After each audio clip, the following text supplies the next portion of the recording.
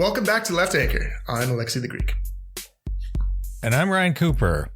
This is the podcast where we've decided once and for all that it was actually sexist to request that Dianne Feinstein resign, at any time in the last decade. Now, let me just take a big sip of coffee and look at the news. Oh, wow. No. It seems she retired on her own. Look at that. Yeah, she was permanently retired. Rest in peace, Dianne Feinstein, senator from California for approximately 20,000 years, which is a chunk of time when you think about it.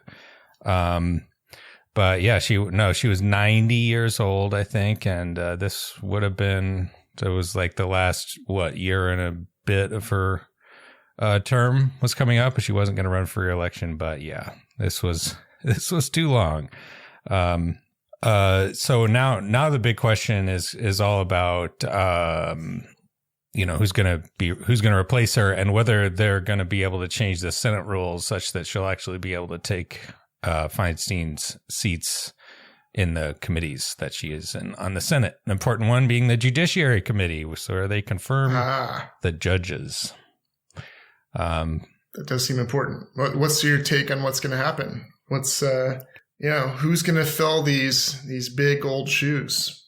Well, I mean, it's kind of in one sense up to Republicans, but also like the sort of centrist Democrats, because senators die all the time. They're all 100,000 years old. And yeah, like Thad Cochran died in 2015, 2016, and it's such a routine occurrence that previously there would just be unanimous consent, so basically nobody would do a filibuster or jam up the rules of the Senate to prevent the new senator from being seated, given some kind of committees. But this time would be possibly different, both because now it would be basically tied. And so the rule set wouldn't work anymore because they had a special rule set for the tied Senate back in the previous Congress from 2021, 2022. And then the fact that Feinstein was on the Judiciary Committee, would potentially allow Republicans to block, any of Joe Biden's, federal judicial nominees for the rest of the term. And, Democrats could change the rules, but the Judiciary Committee would be tied. And without the old rule set, you wouldn't be able to get the nominees out of there. Right. So, Democrats could change the rules to be able to do that, but usually they don't want to. And then on the other hand, what if a Republican senator dies? Like they want to be able to, this will be a bad precedent to set for them too, because there are lots of old ones there. But anyway, yeah, that's a little digression on that thing. The other piece of news is there's this huge flooding in New York City just this morning as we're recording on Friday, September 29th. It was like, holy shit. It looks worse than Hurricane Sandy from what I can tell. And the thing, have you noticed this, not just the increasing climate events, but like, when Hurricane Sandy or whatever would come, or any number of what we would think of as climate-related things. I know that any particular weather event, it's hard to say that event is caused by climate change, but you get the point, people. There would be like some prediction within a few days or a week, or like there would be some sense like, hey, prepare for this. This is coming. Now, doesn't it feel like these things just happen without any warning a lot more? Which is just harder to predict than ever before.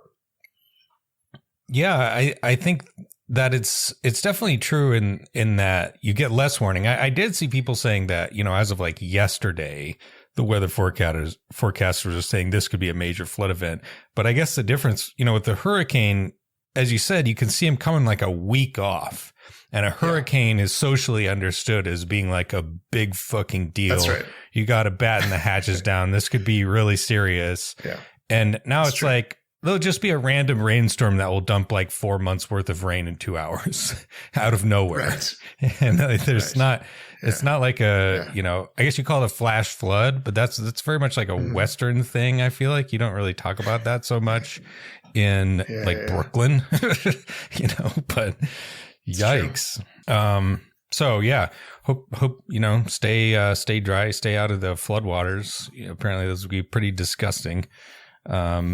And we hope you've got apparently a very sane, very normal mayor in charge of everything, at least. And so he, I'm sure, will be leading Mayor Eric Adams, an extremely competent and professional cleanup effort, and the city will be back to business in no time. To borrow a Trump phrase, we've got all the best people leading us through climate change crises and everything. So we're in good shape. Yeah. Well, that's it's also bleak, except we're going to get to some less bleak stuff in a second. But it's hard not to want to just hide under the covers with some of these things. Yeah, so let's talk some hot labor victories. Writers Guild, WGA, Writers Guild Association. That's right. Is that what it's called? Writers Guild of America, I think. Is that it? They won their, whatever it's called, the writering of the writers, the union Hollywood. for the writers. They won their strike against the studios, and I was just reading off this piece from the Washington Post. So we have increased pay. Writers who work on longer content that has a budget of $30 million or more and is made for streaming services will now receive an 18% pay bump and a 26% increase in the base rate with which residual payments are calculated. So that's a pretty large, especially the residual increase. Payments as part of flat deals for feature screenplays will be sped up. Writers who work on multi-episode TV series will be paid more per week, 5% more for staff writers, 3.5 to 4% more for some editors. Success-based residual payments for streaming. If streaming content hits a benchmark viewership, writers will receive a bonus. According to the agreement summary, successful project released on or after January 1st, 2024 would yield the writer $9,031 for half hour episodes, $16,415 for a 1 hour episode, and as much as $40,500 for a streaming feature over $30 million in budget under the terms of the agreement. Limits on artificial intelligence. AI generated written material cannot be considered literary material written by a human, and that companies cannot require writers to use AI software such as ChatGPT when writing. However, the writers appear to have punted a bit on their concerns that studios could use their original work to essentially train AI programs. So that one's going to be a sticking point for a while. Contributions to Union Health Fund up 12%, and increase on minimum staffing for writers' rooms whenever they're actually drafting the episode scripts. WGA had asked for at least 6 writers to work on each show, but according to the summary, studios and streamers agreed instead to 3 writers for 6-episode series, 5 writers for shows with 7 to 12 episodes, and 6 writers for shows with 13 or more episodes. A few other smaller things. Another one is data. This one could be actually very important. The studios agreed to provide the WGA with the total numbers of hours streamed, both domestically and internationally, of self-produced high-budget streaming programs such as Netflix original series. The Guild would have to keep the information confidential, meaning the public wouldn't have access to the data, though per the summary, streamers agreed that aggregated information can be shared. So that's pretty good. On the whole. Yeah. Not quite across the board victory, but basically major concessions on every point at issue, and a huge climb down from the studios. We heard, remember those Deadline pieces about how, we just need to drag this strike out until people start losing their homes. And now that's it's right. like, well, fuck. Strikes, they work and they do good work. And, that this is a foundation for further victories as well. And I'm curious, do you know the SGA, the Screen Actors Guild, right? They're still striking. And I believe even when this was agreed to, the writers union, basically, said everybody can now go to the Screen Actors Guild, picket line. Right. And, I think there was even something in there about returning to work, being contingent on the actors getting their deal. Any details on that? Is that true? I did not see that, but it also kind of wouldn't make sense to me. Like, I guess logistically you could start like working on doing development stuff, but you can't fully restart production until the actors have theirs. And it would just be, criminally negligent, both politically and ideologically, to be like, well, we got ours, fuck you actors, Like, exactly right. Yeah. So, and the fact that that bodes well, actually, for the actors, I think. Yeah, they got, like, I would say almost certain that they'll get, something similar, like largely a climb down, from the studios.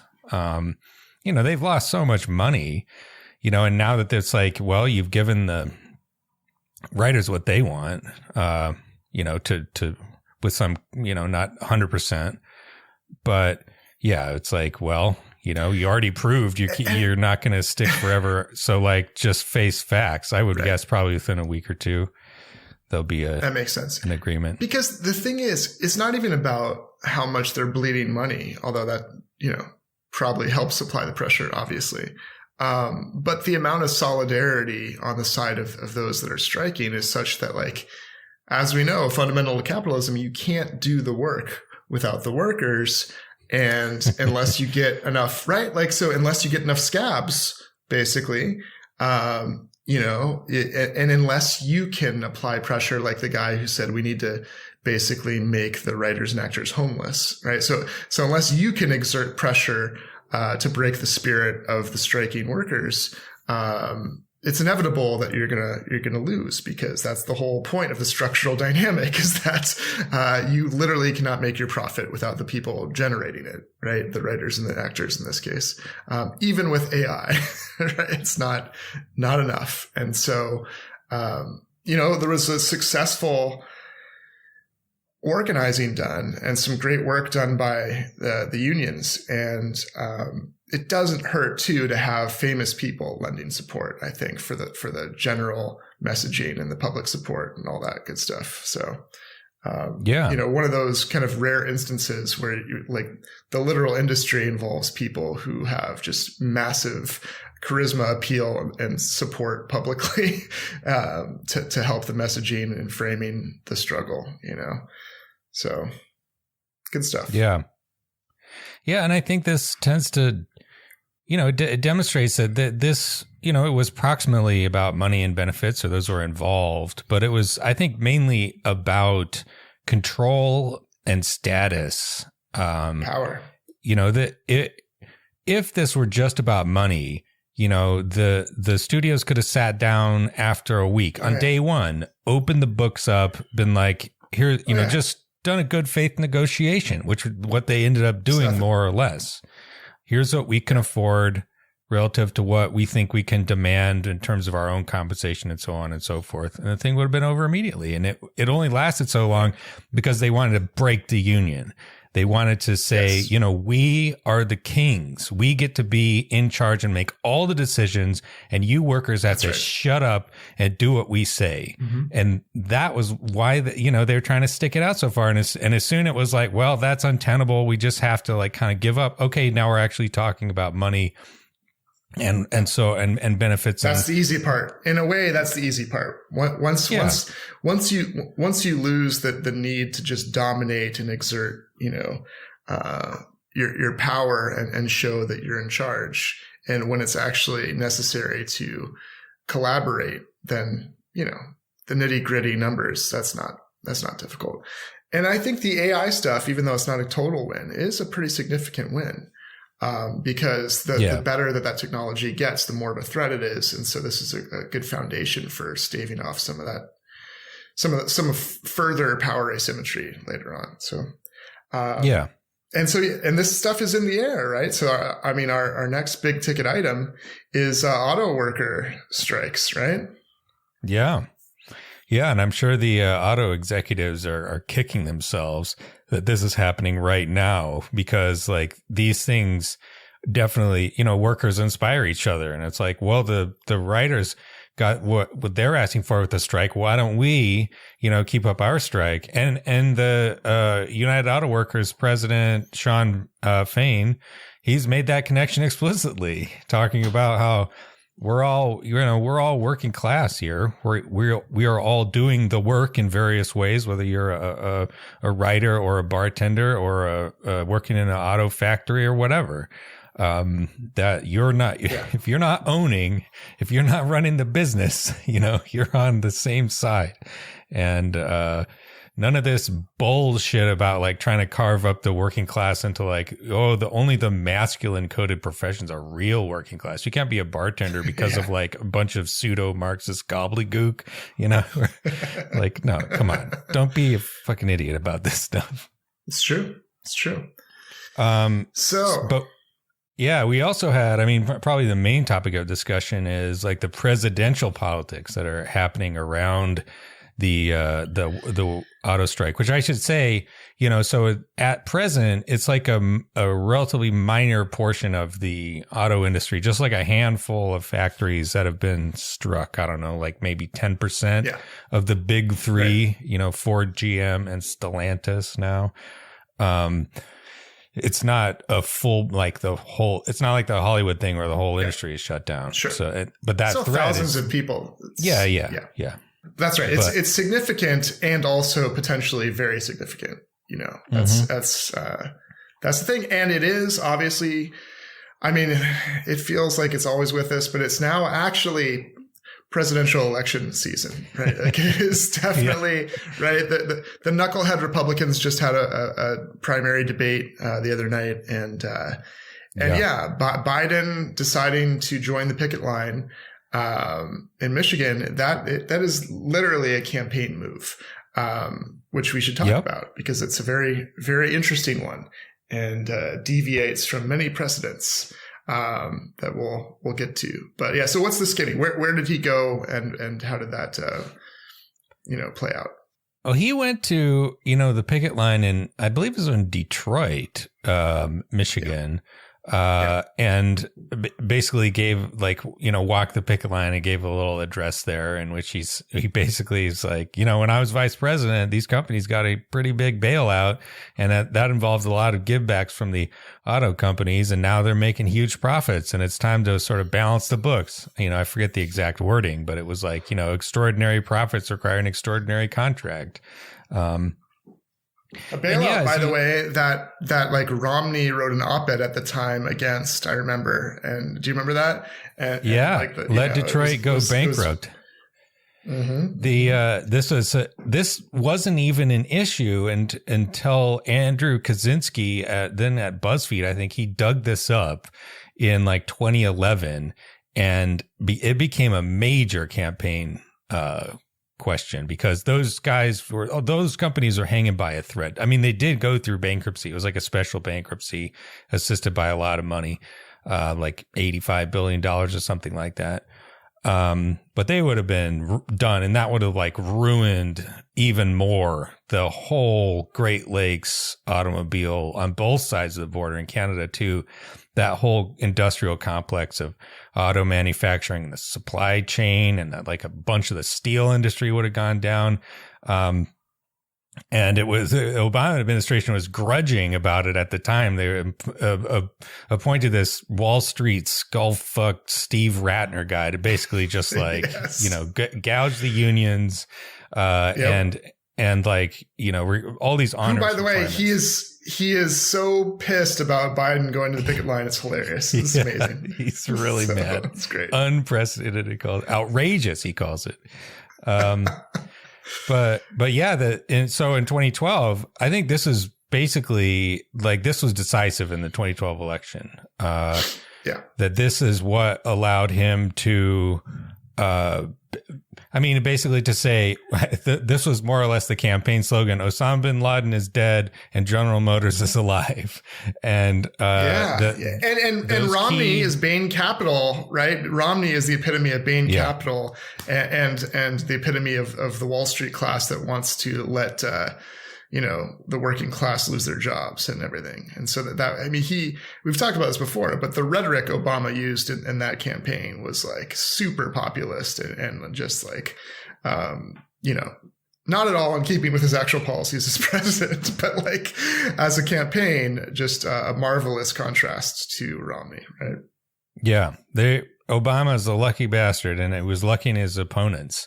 He did not govern like he campaigned at all. I mean, the reason that people like us got, bamboozled by him is that he was clearly the most lefty candidate running in the primaries in the first primary. And then, he had good rhetoric. I think we've learned a lesson probably by the time he ran against Romney. But like when he ran against McCain too, he was very lucky because he was running against the quote, "the economy is fundamentally strong" McCain, who like literally said that as the global economy was tanking, and had no clue, like was famously clueless in the meetings with Hank Paulson and all those people about the first bailout that was needed and all that. So, and I think the dynamic between Hillary Clinton and Trump was very different. You can point to all of the racism and xenophobia and sexism and all that stuff. But his like sort of main economic pitch was like, we're bringing back manufacturing. Everybody's going to have a good paying manufacturing job. We don't make things in this country anymore. It was not like Romney. He didn't have an op-ed like that hanging over his head. Even though in office, I mean, we could talk about this a little bit more. It was complete bullshit. He didn't really do anything except cut taxes for the rich and appoint a union busting asshole to the NLRB. But yeah, okay. So back to Biden though. So Biden goes the picket line. Former Obama people like Steve Ratner lose their minds. And generally there's actually a lot of surprise, I think, because this is quote unquote tipping the scales. And as people have pointed out, somewhat unprecedented in terms of clearly taking sides with labor in a labor dispute, right? Like instead of the view that the president is supposed to help manage conflict or mediate between two different bargaining groups, capital and labor, this is very much an explicit stand with labor and a statement. Like it's symbolic, right? It's not like there's any force applied from the office or policy or anything, but a clear statement that the workers deserve more money, and a very clear judgment and signal, which is what the presidential position is supposed to be largely about, signaling to the public where support should be in a major issue like this. And that is a big deal, right? Yeah. No, I think it is literally unprecedented for a president to actually walk the picket line. Like FDR had meetings with union people, but as you say, he was reluctant to publicly endorse like labor's demands, especially in a specific strike action, because strikes tend to be pretty unpopular a lot of times. It's like disrupting the normal business of life and whatnot. This one, however, is overwhelmingly popular. A poll is 75% support, and that undoubtedly has a lot to do with Biden's decision. It's just like partly cynical. I think the other factor there is that like this is a pretty small strike compared to the sit down strikes in the 40s when the big three automakers were like 10 times as important to the American economy as they are today. And so like it's a little bit easier to take labor's side in that context, because you're not, it's like, oh, we could, actually like shut down, a third of the entire economy. But plus don't forget that also, because people, it's so funny how myopic some responses are. People correctly point out that he crushed the rail workers at the time, but he caught a ton of flack for that. And there was like a huge blowback, and there's been a lot of pressure on his administration ever since. And so like those things are probably not unrelated, right? Right. So So yeah, how do you think this move, as you say, the stakes are a little different maybe, and so there's some strategic advantages or reasons why it's doesn't cost him much. But on the other hand, I think there's some dynamics we have to recognize about unions and organizers and leftists generally applying pressure, and the dynamics of political reaction to a moment that many saw as maybe his worst moment as president, in how he treated the rail worker situation, right? Yeah. Well, the thing to note about the rail workers is that, like, the administration behind the scenes, they broke the strike with Congress, and then they did get their paid sick leave, which is what their principal demand in making the strike. And I think, as you say, it shows you, it's like sort of fair weather friend type of relationship. It's like the Biden administration is not revolutionary. It isn't, just but also dedicated. This behind the scenes shit, though, Obama loved that shit too. They want to do backroom deals. They want to, like, not have the public have transparency. They want to have, like, the elites or the leaders or whatever deciding things and having it settled, rather than mass politics, which is harder to predict what's going to happen, right? Because it's not just a few people in a room. And so, I mean, apart from ideological opposition to the interests of the people, which you could say, like, we could get to Obama, but even Biden, right? That there's some ways in which Biden is a pro-labor guy, but some of his conservatism ideologically is definitely working against the people writ large. But also the procedural political approach is problematic, and it's better when it's out in public, and this stuff is not taking place behind the scenes. And the Democrats also love to not get credit for shit that they do. They love to, like, bury the lead and just, like, hide the good things that they do for people, because they're embarrassed by it. Yeah, someone might get mad at you. No, and this is why, right? Like, another comparison with Obama, like, when he was running for president, he promised he was going to try to get card check passed. In case people don't know, card check would be a change in the labor laws such that if you get 50% plus one person to sign union cards in secret, at any point you got your union immediately. Whereas now you have to do union cards, and then you have to do a prolonged election process, a secret ballot election, which is a huge gift to employers because that gives them a lot of time to bring in the anti-union consultants to pressure you and all these illegal and legal ways, or just fucking fire all the union organizers, even though that's illegal. Yeah. That's what they've been doing in Starbucks. Anyway, Obama promised he was going to do that. And then as soon as he was elected, he just completely stopped giving a shit, even though they had for a while 60 votes in the Senate and like a 60 vote majority, 65 votes, I think. Anyway, huge majority in the House too. They just didn't give a crap. It was I think the calculation for solid 30 years with Democrats and the labor movement was like, well, we can take them for granted. They don't have anywhere to go. What are you going to do? Vote for a Republican?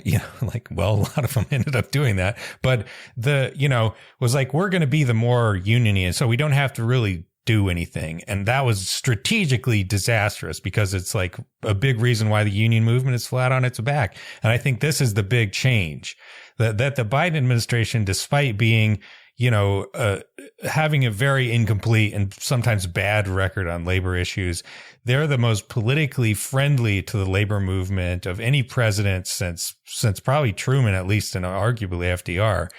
And that is a huge opportunity for labor, for unions to actually organize lots of people to like actually bring the union movement up off of its back, to bring that density back up to where it was in the 70s, where like 1 out of 3 private sector workers was in a union, or even let's shoot higher than that. Iceland, it's like 93%, fuck it. Let's see if we can beat those Iceland fuckers. Why not? Aim high. I always love when you invoke nationalism to be competitive with the Nordics. It's hilarious. Don't let those Nordics beat us. Come on. Rah, rah, America. Let's be Yeah, exactly. That's the kind of creative thinking we need. at the end of the day, I think Biden choosing to walk the picket line is just like such a great thing. Like maybe it was partly craven, maybe his record isn't that good, but like you read the history of you read the history of the labor movement. Does the strike work or not? Is the union busted or not? Basically, what's decisive is the government on your side? And if it is, you have a chance to win. You don't always win, but you have a chance. When they're sending the fucking soldiers after you, you don't. You lose every time. You can't fight the army, which is exactly what's happened. And that maybe so it's good. I've been ranting for a minute, but I was at the gym this morning listening to Adam Two's podcast, and he was like sort of scandalized at this, like the new Steve Ratner line. What did he say? Oh, well, it was just basically like, this is crazy that the president would not appear to be neutral. Like even a lot of social democratic regimes in Nordic countries have had to at least perceive to be neutral. And now this is like the politicization of absolutely everything in this country. And I'm like, what are you talking about neutral? What planet are you living on? Like the history of like, Grover Cleveland sending the army to like break the, Pullman rail workers strike, or when Nixon sent the army in to deliver the mail during the Postal Service strike, Reagan breaking the PATCO, like destroying the union, straight up destroying it. Presidents are literally never neutral. When it comes to labor issues. And when they are neutral, that is not being neutral. That's taking the side of capital, you moron. Yeah. Are you going to decline to like enforce property rights too? Is that we're going to set that up to sort of, let's just see who wins, This is example 1 million in everything is already political, asshole. It's already everything is already politicized. It's just a matter of whose side people are on and what power is or isn't being used to whose benefit, right? And so what's great about this move by Biden is that he's kind of outdoing Trump for once. Say what you will about Trump, and the kind of unprecedented shit he does is everything from criminal to terrible to racist to sexist to whatever, clownish. But he is definitely not a paint by numbers politician. He does all kinds of crazy shit. And so it's nice for him to look kind of like a standard politician compared to Biden here, because what did Trump do? He went to like Drake Enterprises, some non-union shop that isn't really even related. I mean, I guess it's a small 150 employee place that like makes parts for, and this is going to lead to our next segment, I think, on the right wingers like Josh Hawley and such, who are trying to appear pro-labor, but actually they just hate environmental issues and don't want, electric cars and so forth. Anyway, this place that Trump goes, they make like parts, right, for the engine for non-electric cars for combustion. Yeah. So maybe let's talk about how he looks in this in this whole deal, because he is not actually taking a courageous stand or doing anything actually pro-labor. And he's kind of diminishing in his remarks the actual stakes of the strike and kind of telling the workers it's not really worth it because electric cars are going to ruin everything. So what's the deal with Trump here in contrast? Yeah, I think this is your basic conservative populism. Where you like rhetorically associate yourself with the working class in air quotes, because they're not talking about like hospital, nurses or home health aides in a nursing home or something like that. It's always like big macho, drillers and steel workers with big trucks. Big trucks, big truck.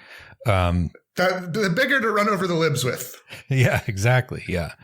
And so you go and you associate yourself with this type of working class, and you try to deflect their attention away from their employers and onto some type of other largely cultural government policy grievance. Yes. And cultural grievance that's connected to government policy, though, very importantly, right? Yes. Yeah. Because the real bad guy, didn't you know, is the government, not the capitalists. and it's the government and those latte sipping libs that are the problem. Yeah, and this guy Drake Enterprises, I forget the name of the like business owner, but classic small business owner who has like a certain type of enterprise. He makes parts for like gas powered cars. And he told the reporters, they're like, well, if it's all electric vehicles, I'm going out of business. And so then, another small business owner recruiting the government to try to prevent himself from being outcompeted in the marketplace. This is capitalism. That's right.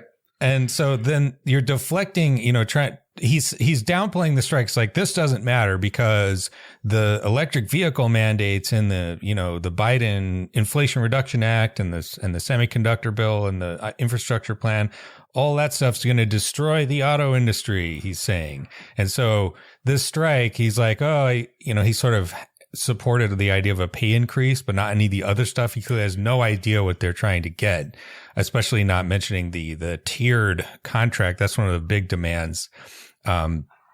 It's one of those things, basically where every new worker is coming in at a different sort of track in terms of wages and benefits. And so as people retire, you just drastically ratchet down the amount of money that people are making. That's right. And so they want to return to the previous. That's from the bailout, by the way. They want to return to the previous system of, same work, same pay, sort of the seniority and whatnot.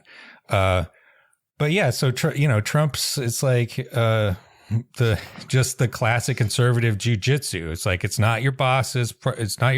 Look away from the $1 million mansion and the $1 million yacht and the $1 million investment account in the Bahamas. It's all of these latte sipping sissy liberals in California who are trying to hug trees, and that's what's going to take your job.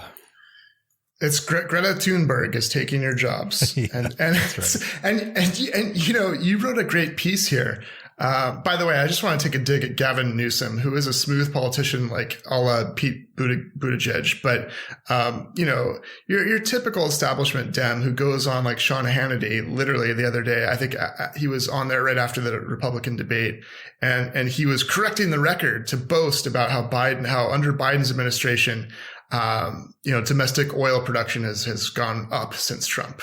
That's what we should do. We should defeat the Republicans on out producing oil, versus what the Republicans will do. That's the right change and way to win over people is to, it's just so depressing. Anyway, back to the article you wrote about this idea that electric cars will ruin the auto industry.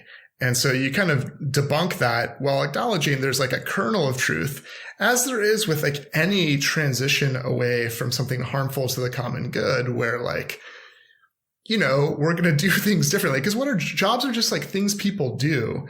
And if certain things people do are bad for us, we should not do them. And then the people doing that will have to do something else. And then we should have a kind of polity that doesn't screw over those people who happen to be displaced by that change, like the Republicans and the free market, like neoliberal libertarians want, right? But that is the logic that says we shouldn't overthrow the institution of slavery, because what are all the plantation owners going to do? They don't have any way to generate. I mean, you know what I mean? It's just a crazy logic. People did say, I guess, basically that you need a just transition so this is what Britain did. They bought out all the slave owners. They spent more than they spent on all public education put together to buy the slaves and then free them in 1833, I think. But yeah, just transition to slave.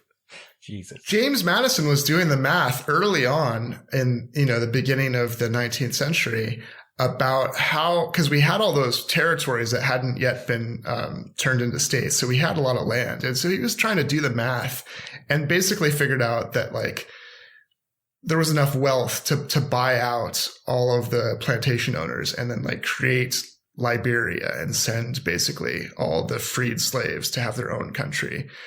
So he was like doing that math. Anyway, this idea of transitioning to something better and dealing with the people who will be affected by it is a longstanding issue, but it doesn't mean that it's not something we shouldn't do. Like it's a non sequitur.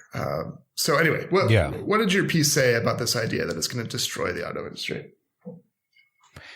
Yeah, I mean, on the one hand, you are going to need a lot fewer parts and repair shop people because EVs are much simpler and they need much less maintenance. I guess this is something I learned while writing the piece. I didn't know this. I thought it was going to be like a big reduction in total employment. Some people disagree with that because assembling batteries is very complicated and difficult.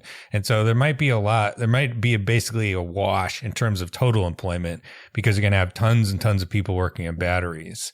Well, I was going to ask, though, is that something, though, that mechanics or people that are savvy with combustion engines, they'll have to get trained on? It's not something that they can like automatically know how to do either, right? Like, no, maybe maybe it is something that is within their kind of skill set in terms of learning. Like, it's not the same thing as telling coal miners to learn how to code, right? Like, it's a little more. It's not quite that difficult to transition. I confess I have never worked in a battery factory, but yeah, I think. I think my sense is you're basically right that they would need training, but it's a sort of similar type of, just manual labor or like putting things together type of thing.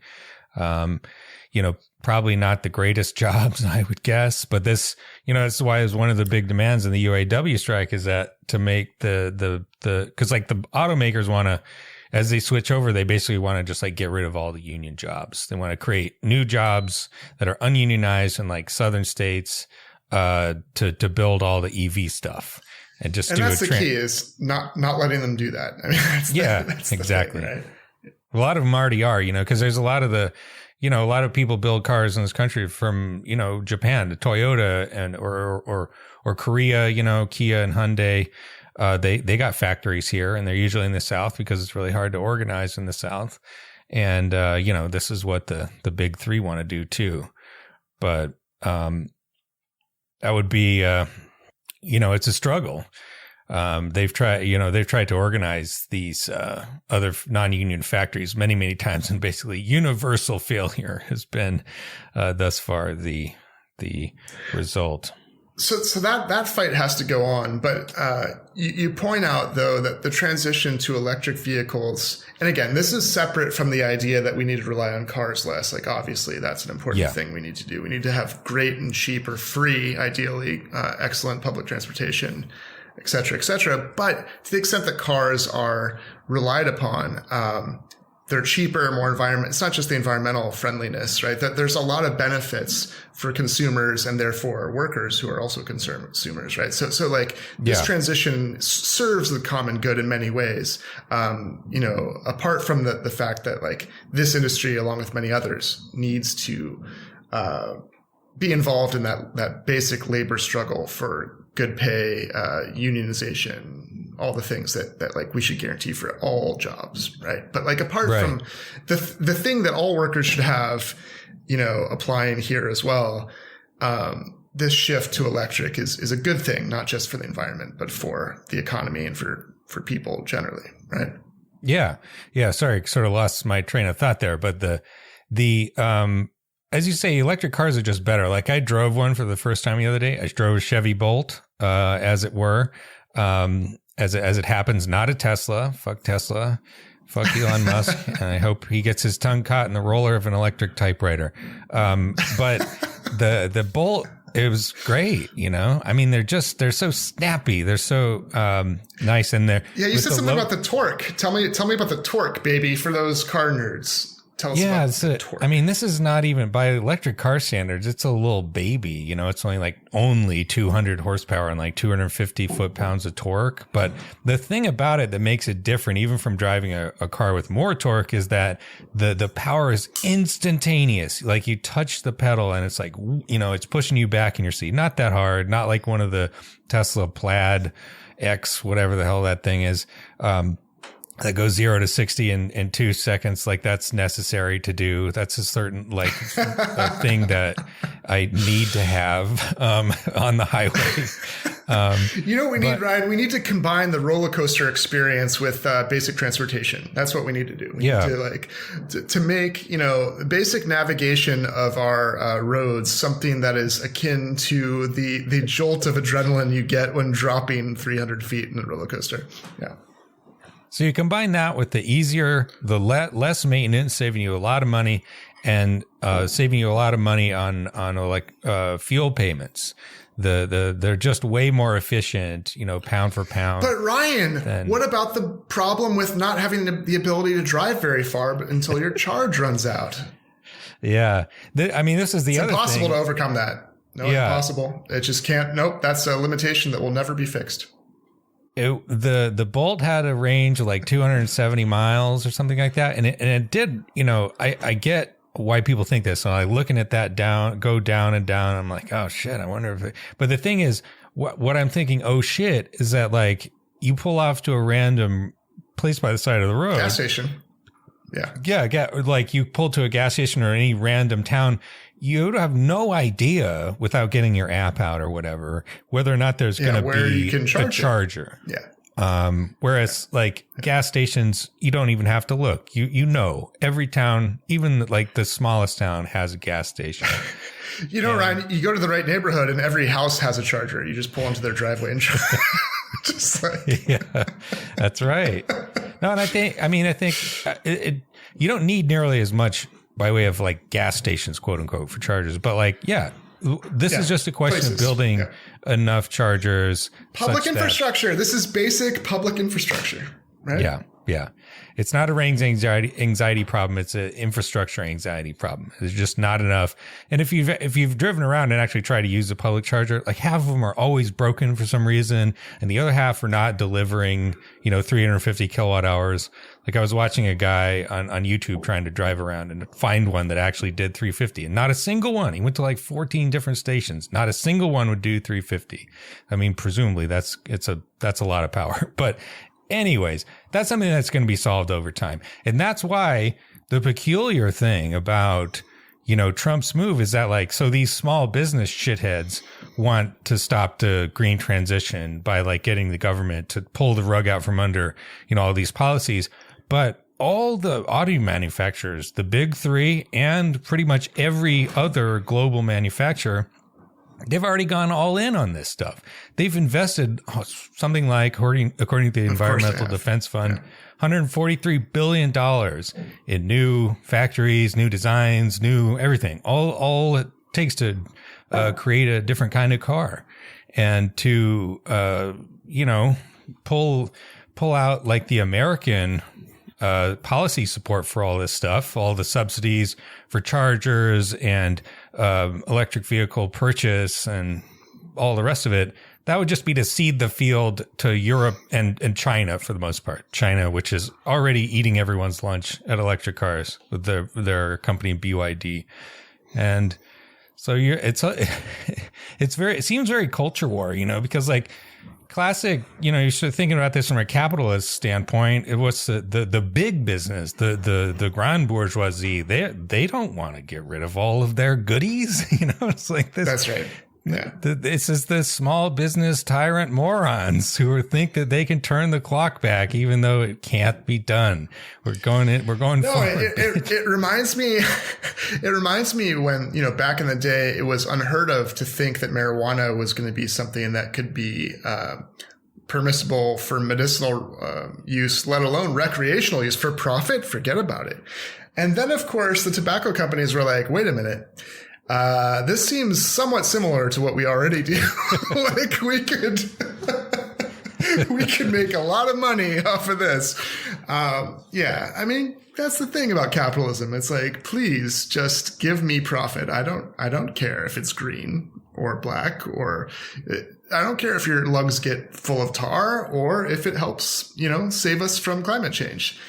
Give me that capital accumulation, baby. So that's, we got a lot of different battles in this general war on capitalism's disaster.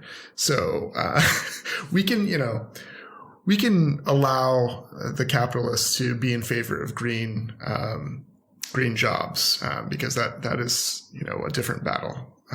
So I think the politics here are going to be hard for Trump to, he tries to make Biden seem like a latte sipping, like Greta Thunberg and Biden are the same person or something, but it doesn't work. I don't think it's going to work. It's just, as much as they have the echo chamber with so many crazy propaganda voices, there's some point at which like most people just look at Joe Biden and he does not at all resemble, a hippie environmentalist, So I don't know. I don't think Trump is going to be,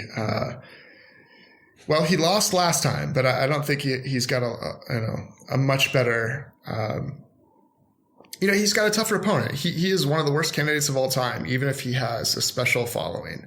And, I don't know. He's not punching at the heavyweight level on this issue, at least. What do you think? Yeah.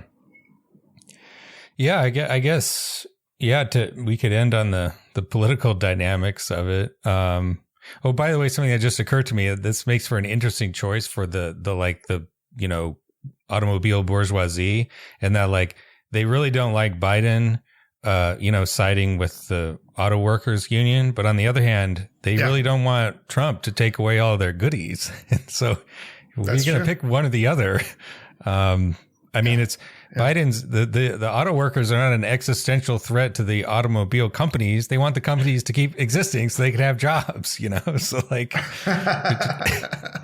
you'd hope at least that the reason would break through. But yeah, as far as Trump, I think it's you look at his, occasionally I'll pop over to Truth Social to look at what he's posting on there. That man has fucking melted his brain. It's just been like stewing in right wing, like a giant puddle of like fingernail polish remover and rat poison. And he called basically for the Mark Milley, the chairman of the Joint Chiefs. Yeah. This is how crazy he is that I totally forgot about that, which in the history of politics since I've been alive, had I not known Trump as a candidate, that one thing he said would have been the most like noteworthy thing that any candidate or former president has ever said. He called for basically the execution of his former commander, he's the former commander in chief, but the former head of the military, General Milley, right? Yeah, former top general in the country, said he should be killed. Yeah. And, it's like Biden's super old, but Trump is also super old. He's only a couple years younger, and he's also lost many steps from when he was in the 90s, like relatively coherent, good on TV. You know what I wish, Ryan? Do you know how when in an elderly couple, one of the spouses dies, and then, the other one passes within a few months? I secretly hope that both Biden and Trump are in love with Dianne Feinstein, is what I'm hoping.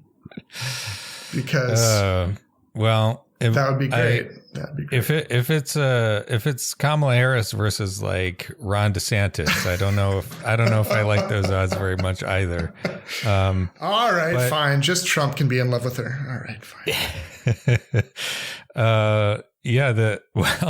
That's another one though. If it's Biden versus basically anyone but Trump, at least on the polling.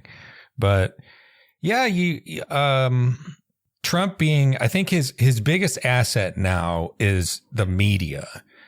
Cause like they're not like, they like love as him you so said, much.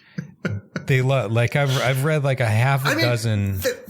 They somehow portrayed his visit to this non-union shop as like supporting the workers. It doesn't make any sense. Yeah. Like, even the things he said he was saying things against the strike. Like the coverage he gets is just unbelievably favorable. It's bananas.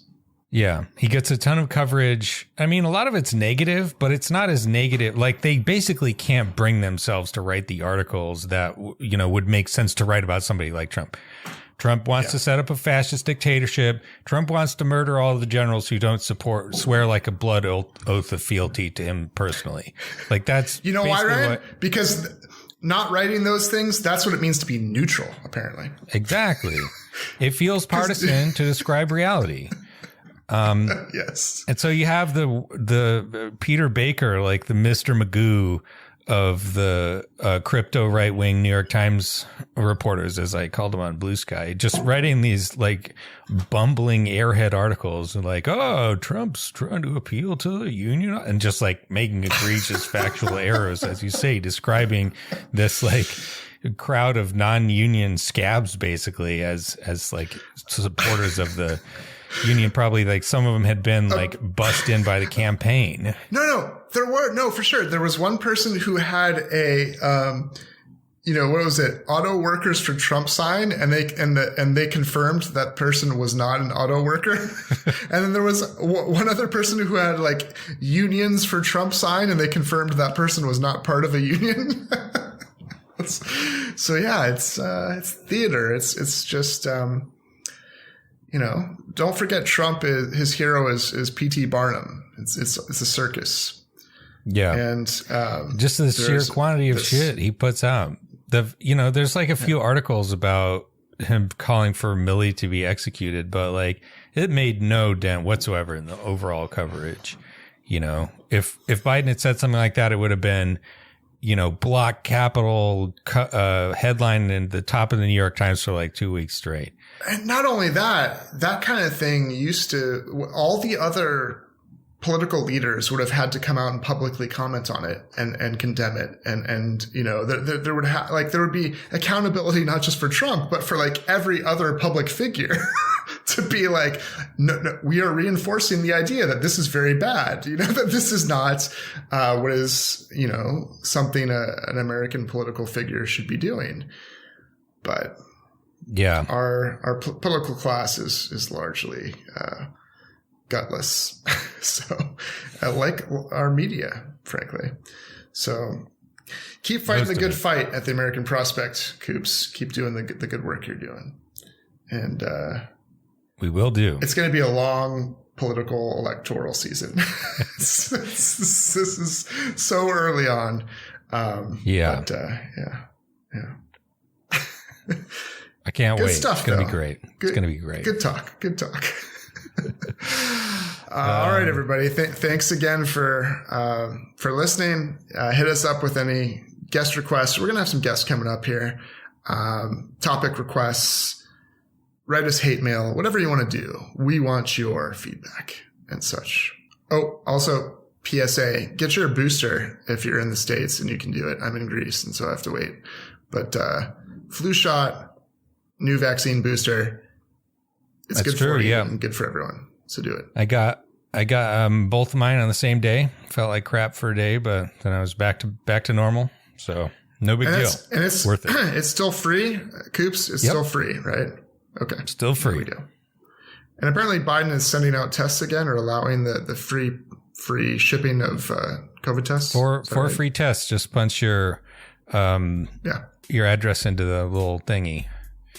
It's like freecovidtest.gov or something.